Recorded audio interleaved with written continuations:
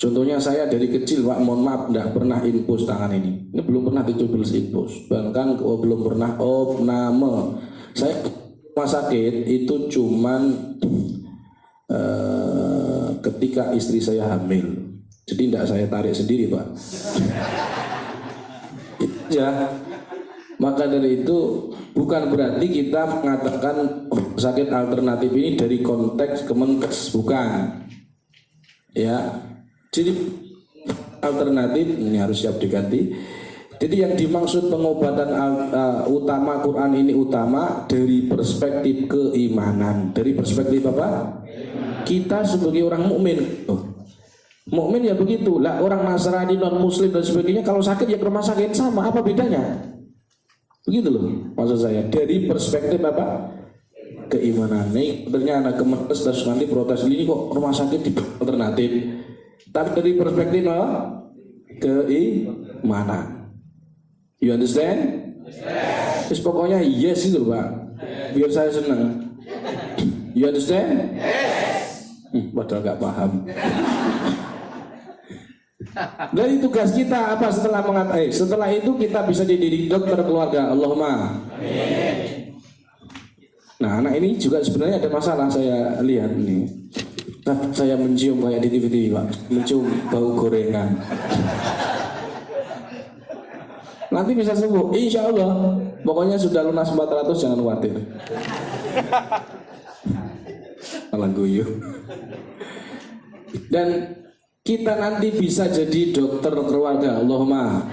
Jadi anakmu yang sakit dan lain sebagainya, nanti kalian sendiri yang merawatnya. Karena sebelum kalian merawat istri orang, harus istrinya. Nah gitu dong. Jangan semangat ngerukyah istri orang, istrinya sendiri dibiarin. Contohnya untung gak tahu dia, gak lihat. Bisa jadi dokter umum. Allahumma. Dan paling khasiat, paling kelihatan adalah bila dokter umum ngobatin pasiennya, mereka akan antri ngurusi BPJS dan lain sebagainya, ribet antri. Kita nanti ngobati orang 100 ya pakai dokter itu, pasien satu keroyokan.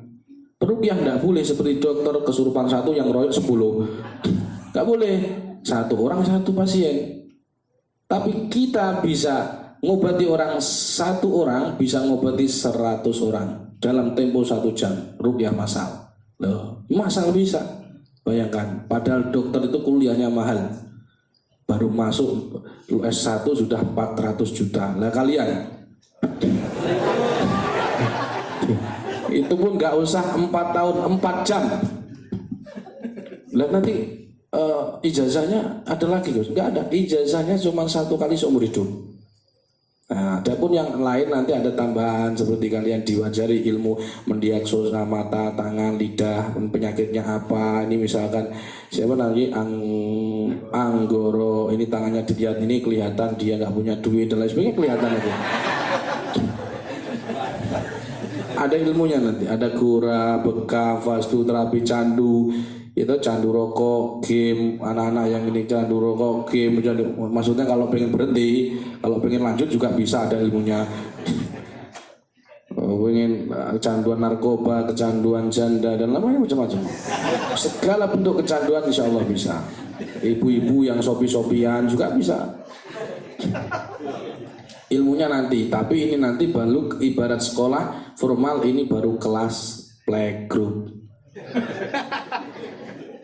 Kita lihat nanti, walaupun kalimat saya menggunakan kalimat istilah playgroup, tapi intinya hampir semua daging insya Allah. Karena yang saya akan jelaskan nanti jelas beda dengan yang 300.000. Selanjutnya, setelah kita berubah dengan Quran, apa yang harus kita lakukan? Ayo dibaca tadi, dibaca coba. Mengajak, jadi berdakwah ya. Kenapa kita dakwah? Karena Allah sebelum berdakwah, ngajak dakwah, Allah sudah dakwah. Ada 2 hal yang Allah melakukan sebelum Allah itu perintah. Pertama, baca sholawat, 2 dakwah. Maka konteksnya ruqyah itu walaupun secara fisik ya, secara fisik dia ini ngobati orang, tapi hakikatnya dia ini dakwah. Kok bisa ngajak urutan dengan Quran itu dakwah? Maka pertanyaan saya, kalau namanya dakwah, orang nggak mau diajak, dipaksa atau tidak? Tidak. Fa in tawallau fa innama 'alaikal balagh. Jadi Anggoro ketika ngeruyah siapa? Farhan, tidak boleh dipaksa. Han taruh sini, cepet. Ayo, doa di sini cepet ah. Nggak mau saya, nggak dipaksa, cepet ah. Ayo cepet, muntah kesurupan, cepet ah. Bismillahirrahmanirrahim. Fankihu ma taba lakum minan nisa'i masna wa thulatha wa ruba'. Misalkan Bu, misalkan kok amin. Malah ibu amin. Misalkan di rukyah menggunakan itu, misalkan dah Bu, nggak boleh maksa terus dia, loh, ayo cepat muntah, ayo kesurupan, lah kok gak reaksi gitu, saya kan malu, sudah 400.000 ya gak reaksi, malah direkam sama temennya, ini perukyah yang dirukyah, maka nggak boleh maksa. Jadi kalau ada keluarga kita pengen sembuh, mereka nggak mau, dipaksa apa tidak? Nah, Imam Nawawi hukum memaksa orang berobat hukumnya makruh. Wa yukrahu ikrahu. Jadi kita makruh untuk memaksa orang berobat. Betul. Jadi kita